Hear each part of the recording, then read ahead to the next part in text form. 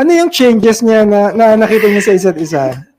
I mean, you've gone a long way. You were a couple before and this time. Changes? Changes. Dami, malaki. Dami, oo. Yung ngipin niya mas mahaba sa kaliwa. Hindi na lang. O yan. O, diba? May Mahaba pa-jacket. sa kaliwa. Nakakainis. Hindi ko to kaya. Hindi ko kaya live, guys. This is not for us. Okay. Namumula na sila. Okay, ang Changes. nagbago naman kay Josh. Sa'yo marami talaga. Marami like what? Nandun Ayan. pa rin naman. I mean, nagbago siya sa... In what way? Hindi nga actually. Parang ganun ka pa rin. Kulit?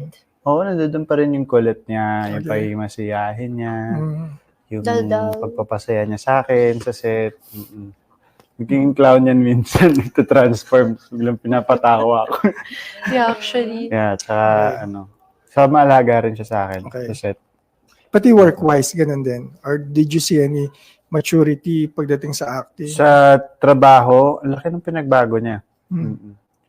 Hindi ko nakikita dati yung kung paano siya magtrabaho kasi parang diba? Parang hindi na natin nakikita yung isa't isa kung paano yung process natin as an actor. Kasi pag may mga projects kami ginagawa, talagang ginagawa lang namin. Tapos nag-enjoy lang kami together. Yeah. At saka nung time na yun siguro kasi we were also together, meron tayong respect sa kanya-kanya nating mga process. Parang hindi tayo nangingialam sa isa't isa.